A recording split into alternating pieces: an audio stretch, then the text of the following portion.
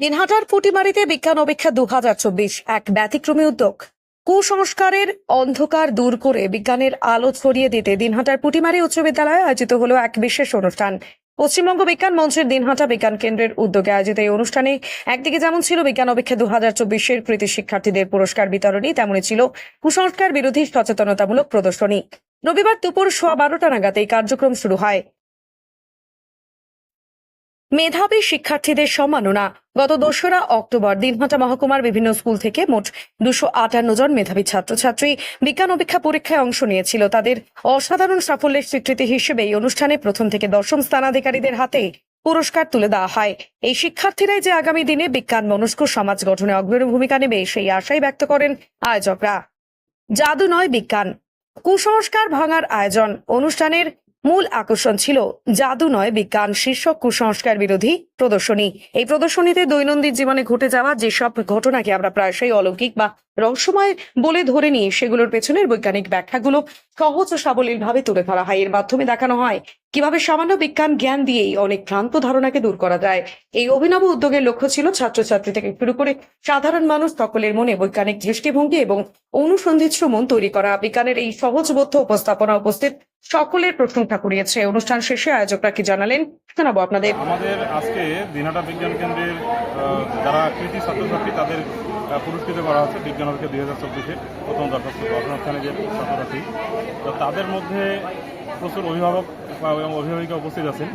এই সবার সামনে আমরা একটা কুসংস্কার বিরোধী অনুষ্ঠান তুলে ধরলাম। কুসংস্কার বিরোধী অনুষ্ঠান বলতে আমরা যেটা করি সেটা হচ্ছে বিভিন্ন হাটে বাজারে বা বিভিন্ন ম্যাজিক শোতে যে ধরনের ম্যাজিকগুলো দেখানো হয় এবং যেগুলো সাধারণত মন্ত্রতন্ত্র বলে চালানো হয় বা এমন কিছু বলে চালানো হয় যেগুলোর মাধ্যমে লোকজন একটা ভুল বিশ্বাসের শিকার হয়ে পড়ে বা প্রতারিত হয়।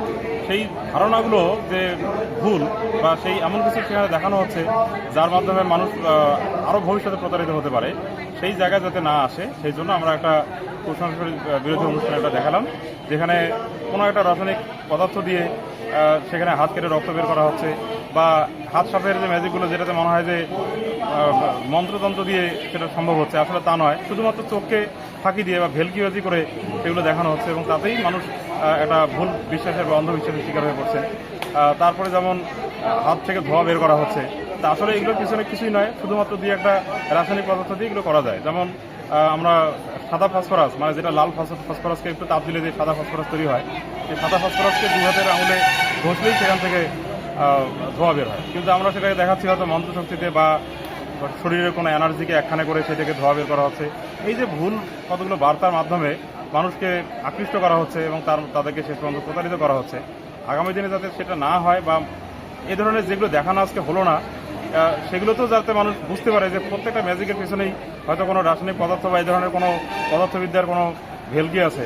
তো সেইটা সাধারণ মানুষের মধ্যে তুলে ধরার জন্য আমাদের আজকে কুসংস্কার বিরোধী অনুষ্ঠানটা আজকে আমাদের বিজ্ঞান অপেক্ষা 2024 কৃতি ছাত্রছাত্রীদের সম্মাননা অনুষ্ঠানের পাশাপাশি তাদের মধ্যে দেখানো। নামটা আর পরিচয়? আমার নাম মনমোহন নাথ, সম্পাদক দিনহাটা বিজ্ঞান কেন্দ্র, সহ সম্পাদক কুচবিহার জেলা কমিটি। পশ্চিমবঙ্গ বিজ্ঞান মঞ্চের দিনহাটা বিজ্ঞান কেন্দ্র প্রতি বছর বিজ্ঞান অপেক্ষা পরীক্ষা নিয়ে থাকে।